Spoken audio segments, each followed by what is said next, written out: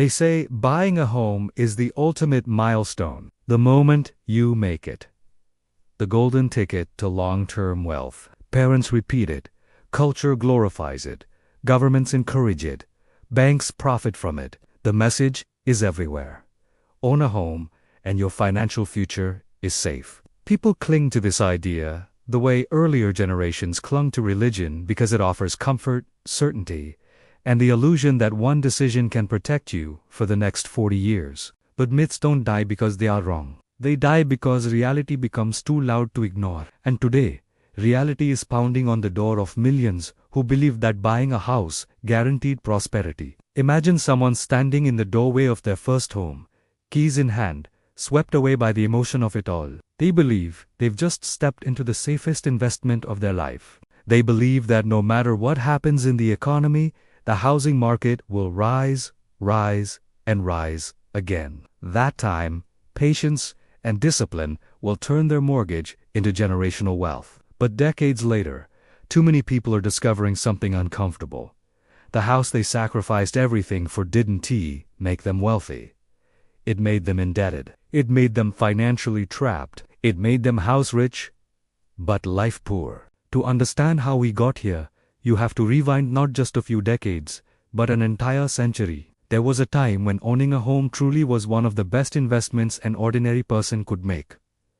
But that world no longer exists, and the idea survived long after the math changed. Picture the early 20th century, when cities were growing, populations booming, and land was abundant. Homes were built cheaply, wages were rising, families were large, and economic expansion was steady. In those days, homeownership wasn't just a financial decision, it was a path into the middle class. Houses appreciated not because of magic or destiny, but because the entire economy was climbing upward in sync. After World War II, this trend became even stronger. Governments offered low-interest loans. Suburbs exploded. Young couples could buy their first home with one salary. And in an era of inflation combined with scarcity of new housing, prices surged naturally. From the 1950s through the 1990s, homeownership genuinely worked. You could buy, wait, and almost certainly profit. But the myth that homes always go up was born from this period of unusual economic alignment. From universal truth. And when that alignment broke, the myth should have been questioned. Instead, it hardened into dogma. Today, the story is more complicated. Wages have stagnated. Home prices have climbed faster than income for over 20 years. The cost of land in major cities has exploded. Mortgage terms have lengthened. Maintenance, insurance, taxes, and interest have ballooned. And the idea that a home is a guaranteed investment is now colliding with a much harsher reality. Many homeowners are not building wealth, they are leaking it slowly through the cracks of an asset they don't fully understand. The truth is that a home is not simply an investment. It is a consumption good, a lifestyle choice, a financial commitment, a tax obligation, and a leverage instrument all at once. Yet millions treat it as if it were a simple stock that only goes in one direction. But houses do not always rise in real value. They rise in nominal value, which means the number goes up but your purchasing power may not. In many regions, when you adjust for inflation, maintenance costs, interest payments, insurance, repairs, and taxes, homeowners discover something shocking. Their greatest investment barely kept them ahead or even left them behind. Consider the periods when the myth shattered loudly enough for the world to notice. Japan in the 1990s. The United States in 2008. Spain in 2010. China today. Entire markets that once seemed unstoppable suddenly froze, then cracked, then collapsed. Homeowners who believed they were climbing toward wealth found themselves underwater rowing more than the house was worth. Some waited a decade just to break even. Others never recovered. But these spectacular crashes, though dramatic, are not the real reason the myth is dangerous. The deeper danger is more subtle. The opportunity cost. A 30-year mortgage locks you into one asset, one location, one financial path. It eats into your cash flow, reduces your flexibility, limits your risk tolerance, and consumes money that could have diversified into assets that grow more efficiently. The idea that your home is always your best investment assumes that alternatives don't exist or that they are inferior by default, and that assumption quietly shapes the financial choices of millions. Yet when you look at long-term historical data across countries, one pattern emerges.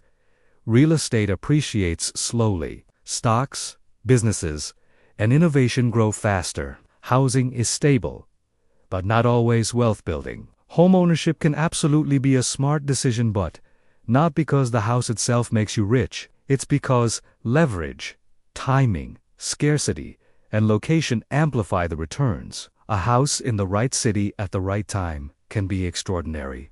A house in the wrong place at the wrong time can be a burden. Still, the myth persists. Not because it's true, but because it serves powerful interests. Banks profit when people borrow hundreds of thousands over decades. Governments prefer homeownership because it creates obedient, stable citizens who are less likely to take risks or challenge systems. Society values homeowners because they appear rooted, responsible, predictable. And culturally, the home is more than a structure, it's a symbol too emotionally charged to question. But myths shape lives, whether they are true or not. And this one shapes debt, careers, families, and futures. People stretch beyond their means to buy because they fear missing out. Others buy too soon because they feel ashamed of renting. Some sacrifice travel, education, or investments to cover mortgage payments. Others panic when they see markets rising and jump in at the worst possible time. And beneath all of this is a quieter story, the story of people who never questioned the myth, and now wonder why their home didn't give them the wealth they were promised. None of this means owning a home is bad. It means owning a home is not automatically good. It means you must understand what you are buying, not just the structure, but the economic system surrounding it. A home is shelter, security, memory, identity. It can be a wonderful choice. It can also be a terrible investment, and the difference lies in factors most people never analyze: demographics, job markets, zoning laws, interest rates, local taxation, migration patterns, and the velocity of urban development. If this episode made you rethink the myth you grew up with, consider subscribing to the Economic Rewind Vault, not for me, but for your own clarity. Because every time you free yourself from outdated financial beliefs, you reclaim control over your life. And in the next episode of Money Myths Rewind, we'll explore one of the most emotionally explosive ideas in personal finance. Renting is throwing money away. Is it true? Or has that belief been used to pressure millions into decisions they weren't ready for? The truth is far stranger and far more liberating than most people realize. See you in the next Rewind.